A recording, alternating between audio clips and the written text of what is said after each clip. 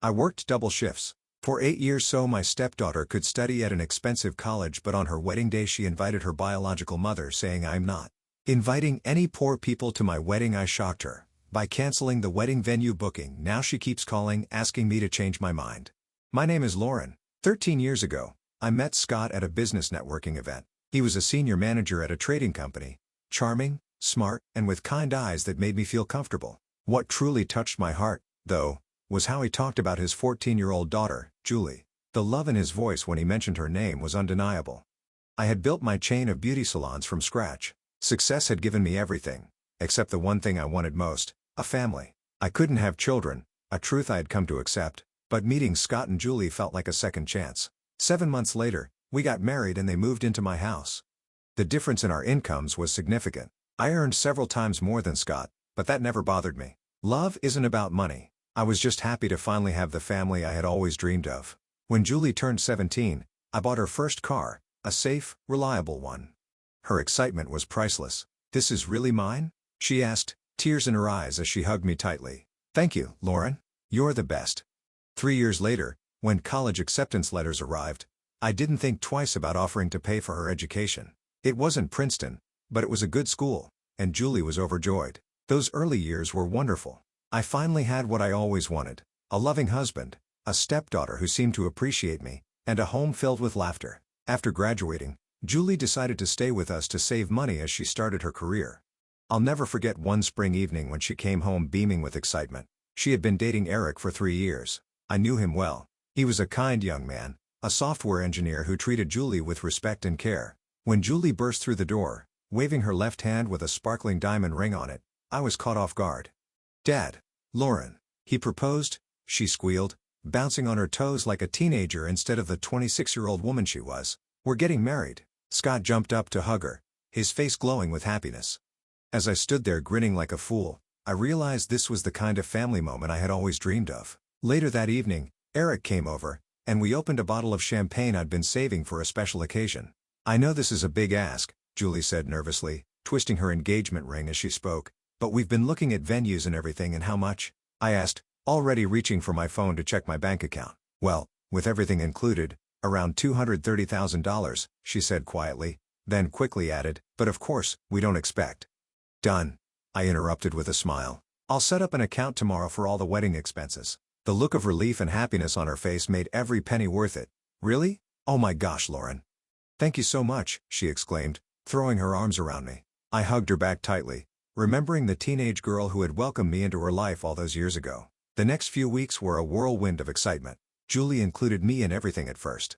We'd sit at the kitchen table late into the night, flipping through wedding magazines and scrolling through Pinterest boards. She'd text me pictures of dresses she was considering and ask my thoughts on color schemes. "What do you think about these flowers?" she asked one evening, showing me pictures of elaborate bouquets. "Too much? Not enough." "I love the pink peonies," I replied, and she jotted it down in her wedding planner. She found her dream dress, a stunning designer gown that cost more than my first car, but I didn't even flinch at the price. Seeing her eyes light up when she tried it on was worth every dollar. The venue she picked was breathtaking, an elegant historic hotel downtown, complete with crystal chandeliers and marble floors. The menu was full of premium dishes that could impress any food critic.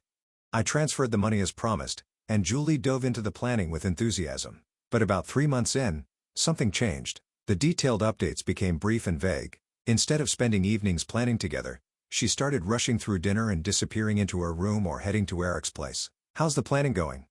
I asked one evening, hoping to reconnect. I'd ask, "How's everything going?" "Fine," she'd reply, barely looking up from her phone. "Everything's on track." When I tried to ask for more details, her answers were vague. "Oh, just finalizing some things. Don't worry, it's all under control." I told myself not to feel hurt by being left out. Planning a wedding is stressful, and maybe she just needed space to make her own decisions. I remembered being young and wanting to prove I could handle things on my own. Scott noticed my worry one night as we got ready for bed. "Everything okay?" he asked. "You seem a little off." "I'm probably just overthinking," I said, forcing a smile. "It's just that Julie seems different lately. Distant." "She's probably just busy with the wedding," he said, kissing my forehead. "You know how it is, so many details to handle. Don't worry too much." I nodded, trying to brush off my concerns, but there was a knot in my stomach that wouldn't go away. Something felt off. The happy little bubble we had been living in seemed to be developing cracks, and I couldn't shake the feeling that this was just the beginning. As the weeks went by, I decided to get more involved in the wedding planning. One morning, while we were having coffee, I brought up something that had been bothering me. "Julie, honey, I was wondering about the guest list," I said casually, watching her scroll through her phone. "Have you figured out how many people you're inviting?" She looked up briefly. "Oh, yeah, we're keeping it small, about 80 people." "That sounds nice. Intimate," I said, nodding. Then I added, "I'd love to include my parents and my sister. They've always adored you, and they'd be thrilled to be there." The change in Julie's expression was immediate and unsettling. Her face turned cold, and she slowly put down her phone. "Actually, we're only inviting close relatives and friends," she said, her tone firm. "This is supposed to be a really personal celebration. I don't want to include people who aren't, actually family." Her words felt like a slap. After 14 years, after everything we'd shared, she didn't see my family as real family. It hit me like a bucket of cold water, and for a moment, I didn't know how to respond. I took a deep breath, trying to keep my tone calm. "Julie, I get that you want to keep things small and personal, but my parents have known you since you were 14. They've been there for all your birthdays and even your graduation." I paused and added softly, "And I am paying for the entire wedding. Surely, we can make an exception for 4 people who genuinely care about you." Her face immediately twisted into a pout, and I saw anger flash in her eyes when I mentioned money. She pushed her chair back from the table with more force than necessary. "Fine," she snapped. "I'll send invitations to your mom and sister. Happy now." Before I could say anything, she grabbed her phone and stormed out of the kitchen. A few moments later, I heard the front door slam. That evening, Scott walked into our bedroom with a familiar look on his face, the one that warned me I wouldn't like what he was about to say. "We need to talk about what happened with Julie today," he started, sitting on the edge of the bed. "Okay," I said, putting my book down. "What about it?" "She called me earlier, crying. She said you were really rude to her about the guest list. She's staying at Eric's tonight because she's so upset." I stared at him in disbelief. "Rude? Scott, she told me my family isn't welcome at her wedding, a wedding that I'm paying for, and I stayed calm the entire time when I talked to her about it." "I know," he said gently, "but maybe you could have been a little more careful with how you said it. She's under a lot of stress with all the wedding planning." I explained exactly what had happened word for word, and I could see him processing it. He ran a hand through his hair, something he always did when he was troubled. "Okay," he finally said, "I get it now. I'll talk to her about it tomorrow." The next 3 weeks passed uneasily. Julie came back home and acted like nothing had happened. She chatted about wedding details during breakfast and even asked my opinion on centerpieces again. But something didn't feel right, like the quiet before a storm.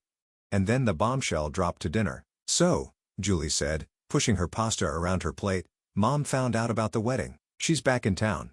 I nearly choked all my wine, and Scott's fork clattered against his plate. In 14 years, Julie's mother, Kelly, had barely been a topic in our home. All I knew was the basics. Kelly had struggled with drinking, which led to her divorce from Scott. After that, she moved to California and essentially abandoned Julie. No birthday cards, no Christmas calls, nothing. "She really wants to be involved in the wedding planning," Julie said, her voice full of excitement I couldn't understand. "Actually, I invited her over for dinner this weekend." I gripped my wineglass tightly. This was my house, the house I'd bought with my own money, the house where I had worked hard to build a home for all of us. The right thing would have been for Julie to ask me first before inviting someone over, especially someone with Kelly's past. But, after the guest list argument, I decided to hold my tongue. One more confrontation wasn't worth it. Scott didn't say a word. He suddenly looked very interested in his pasta. That weekend, I spent hours preparing dinner, a perfectly roasted rack of lamb, vegetables, and homemade bread. I wanted everything to be flawless, though I couldn't explain why I felt the need to impress a woman who had abandoned her own child. Kelly showed up exactly 50 minutes late. She was tall and blonde like Julie, but where Julie was soft and warm, Kelly seemed sharp and cold. Her eyes scanned every corner of my home as she walked in, lingering on the artwork, the furniture, and the view from the windows. Her gaze wasn't subtle. It was the kind of look meant to measure and judge. "What a large house," she said, dragging out the word large as if it were something to be ashamed of. Dinner started politely enough, but that didn't last long. Kelly took a bite of the lamb and pursed her lips. She said, cutting another piece with slow, deliberate movements, "I always made this with rosemary and garlic. It really brings out the flavor better. Julie used to love it when I made it." Her tone was light, but the words felt like a jab, as if she was reminding me that no matter what, she would always be Julie's mother. I took a sip of wine and stayed quiet. Kelly wasn't done. "And these vegetables," she went on, pushing them around her plate. "They're a bit overdone, don't you think? I always found keeping them crispy makes them so much better." With every comment, I waited for Scott to speak up, anything to defend me. He had been married to this woman before. He knew exactly what she was doing. But he stayed silent, his eyes fixed on his plate, cutting his food into smaller and smaller pieces. I sat there, feeling the weight of her words as she criticized my cooking in my own home. Meanwhile, my husband said nothing, and my stepdaughter looked at Kelly like she was a queen returned to her throne. Something inside me shifted, hardened, as I watched the scene unfold. As dinner wound down, Kelly dabbed her lips with her napkin and turned to Julie. "So, honey, tell me about the venue. Which hotel did you pick?" "The Grand Morrison downtown," Julie replied, her face lighting up at the change in topic. "It's beautiful, Mom. They have these amazing crystal chandeliers." Kelly's expression soured. "Oh, sweetie, you can't have your wedding there. That place is so basic. Now, the Belmont Plaza. That's where you should be having it. It's much more prestigious." I gripped my fork tighter, knowing the Belmont Plaza cost almost double what we were already spending. "The wedding we're planning isn't exactly cheap," I said, trying to keep my tone calm. "And the Grand Morrison is a beautiful venue." Kelly's eyes narrowed. "Well, you can't cut corners on your only daughter's wedding. It's the most important day of her life." Something in me snapped. 13 years of love, support, and financial sacrifice dismissed as cutting corners by a woman who hadn't even sent her daughter a birthday card. "If you're so worried about the venue," I said, meeting her gaze directly, "feel free to pay for the Belmont Plaza yourself. Since I'm covering the entire $230,000 for this wedding, I think the Grand Morrison will do just fine." The silence that followed was deafening. Kelly's face turned red, and she stood up so quickly her chair scraped against the floor. "I can see I'm not welcome here," Kelly announced, grabbing her purse. "Julie, call me tomorrow, honey." She stormed out, slamming the front door behind her. Julie spun around to face me, her face red with anger. "How dare you?" she screamed. "How dare you throw money in my mom's face like that? You're cruel and selfish, and you've ruined everything." Then she ran upstairs, slamming her door shut. I sat there, stunned, as Scott poured himself another glass of wine. Later that night, he came into our bedroom, looking serious. "You need to apologize to Julie," he said firmly. What you said to Kelly was completely out of line. I stared at him, shocked. "Apologize? For what? Telling the truth? Your ex-wife came into my house, insulted everything I did, and called me cheap for paying for this entire wedding. You didn't have to embarrass her like that," he shot back. Now Julie's upset, too. "I'm not apologizing," I said firmly. "Not this time." He grabbed his pillow. "Fine, I'll sleep in the living room until you come to your senses." The next morning, I was in the kitchen making coffee when my phone rang. It was my mom. "Laura, honey," she said, her voice full of concern. "I wanted to ask you about Julie's wedding. What's the date and the venue? Your dad and I haven't received an invitation yet, and neither has Olivia. I thought maybe they got lost in the mail." I hung up the phone and sat at the kitchen counter, staring into space. My coffee grew cold beside me as the morning sun moved across the floor. With each passing minute, my anger grew stronger. Around 12, I heard Julie's key in the lock. She had been out since breakfast, probably with Kelly. "Julie," I called out, keeping my voice steady even though I was boiling inside. "We need to talk." She walked into the kitchen, still wearing the same clothes from the day before. "What is it?" she asked, not quite looking me in the eye. "I just got a call from my mom," I said, watching Julie's face closely. She was asking about the wedding invitations, the ones that never arrived. Julie's expression hardened, and a look I'd never seen before crossed her face. She lifted her chin defiantly. "I'm not inviting them," she said. "Excuse me?" "I'm not inviting strangers to my wedding," she replied, her words sharp and cold. The word strangers hit me like a punch. My parents had been at every Christmas, every birthday, every milestone for 14 years. My sister had even helped Julie prepare for her college interviews. "Strangers?" I said, struggling to keep my voice steady. "That's wrong, Julie, and it's cruel. These people have loved you and supported you for years." She laughed, but it wasn't the laugh I knew. It was bitter and harsh. "You want to talk about cruel? After the way you treated my mom last night?" Her eyes burned with anger. "Actually, you know what?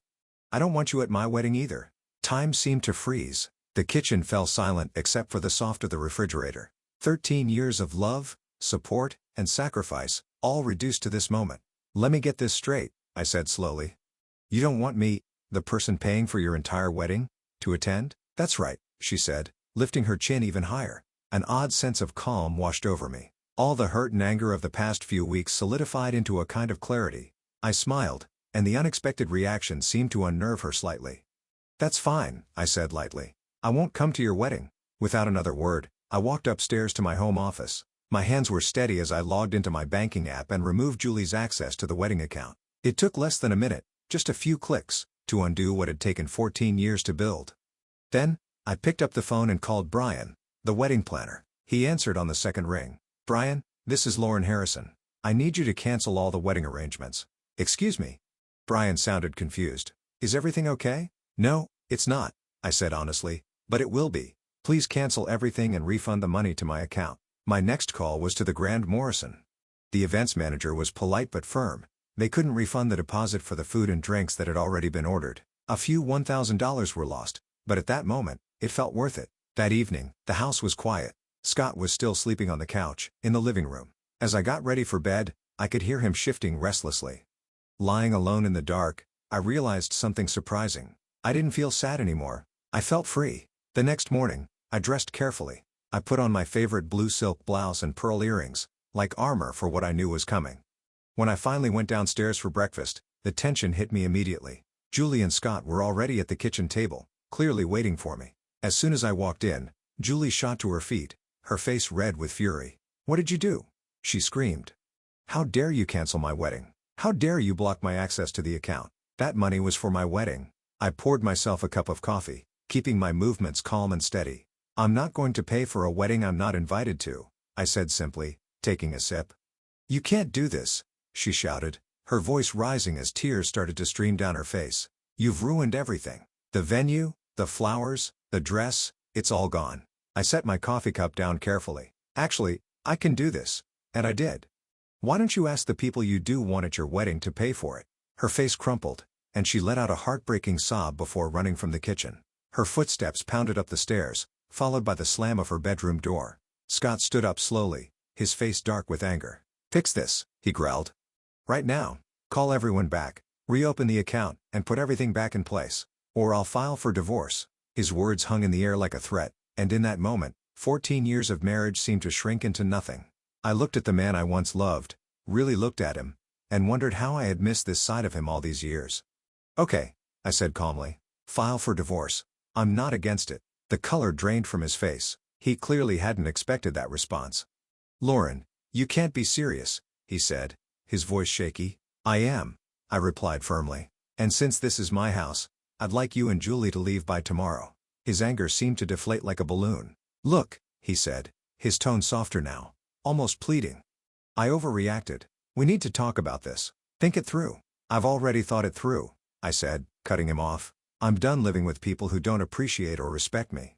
I'm done trying to buy love." The rest of the day passed in a haze of slammed doors and muffled arguments upstairs. At exactly 8 p.m., Scott and Julie stood in the foyer with their suitcases. Julie's eyes were red and swollen from crying. "I never thought you could be so cruel," she said, her voice trembling with anger. I felt a laugh bubble up inside me, a laugh of pure disbelief. "Cruel?" I asked, shaking my head. "I paid for your clothes, your car, your education. I gave you a home. I loved you like my own daughter and was ready to spend $230,000 on your wedding, and you're calling me cruel because I won't let you treat me like dirt." Neither of them had a response. The door closed behind them with a soft click, so much quieter than the angry slams of the past few days. I stood in my foyer, my house, and listened to the silence. It felt different, lighter, somehow, as if a weight I hadn't realized I was carrying had finally been lifted. In the days that followed, I busied myself by reorganizing the house, reclaiming rooms that had slowly become filled with Julie's things over the years. It felt healing, like cleaning out an old wound. Then, one evening as I sipped a glass of wine on the patio, a message popped up on my social media. It was from Eric's mother. "I hope you realize what you've done," it read. "This wedding could fail entirely because of your actions. How can you be so heartless?" I took my time responding, carefully choosing my words. "I'm not heartless," I wrote back. "I'm just done being disrespected. I won't pay for a wedding I'm not even invited to. If you're so worried about the wedding, feel free to pay for it yourself." She read the message but didn't reply. I imagined her sitting there, probably as shocked as Scott had been, unable to believe I wouldn't back down. It's funny how people react when you finally stand up for yourself. They look at you like you've broken some unspoken rule. The next day, I called my lawyer. She had helped draft my prenup 14 years ago, and now she helped me end the marriage it had protected. The divorce papers were ready in a week. When I called Scott to tell him, he tried his usual tactics. "Laura, please," he said, his voice soft and pleading. The voice that used to make my heart melt. "We can start over. We can fix this." I hung up. The next morning, he came to pick up the papers. He looked older somehow, worn out. The confident man who had threatened me with divorce just days before now seemed lost. "Julie's been crying nonstop," he said, standing in my foyer. No longer our foyer. "The wedding's going to be at City Hall now. No reception, no flowers, no fancy dress, just a simple ceremony." I shrugged, remembering all the tears I had shed over their betrayal. "That's not my problem." "How can you be so cold about this?" he asked, his voice full of disbelief. "It's not cold, Scott," I said evenly. "It's just not my responsibility anymore." He took the papers and left. I watched as he walked his car, the car I had bought him, and drove away. It felt final. Not sad, just finished. The divorce was finalized 3 months later. The prenup made everything straightforward. He couldn't touch my house, my business, or any of my assets. Sometimes I wondered if he had ever truly read that document, if he understood what it meant when he signed it all those years ago. But it didn't matter anymore. People occasionally ask me if I know how Julie's wedding turned out.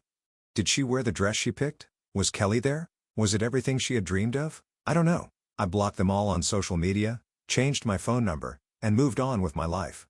What I do know is this: you can't buy love, not real love anyway. You can't buy respect, gratitude, or loyalty. And now, I don't have to try. I spent 14 years trying to create a family with my money, but in the end, all it got me was a front row seat to see that family choose someone else over me. But the thing about endings is that they're also new beginnings.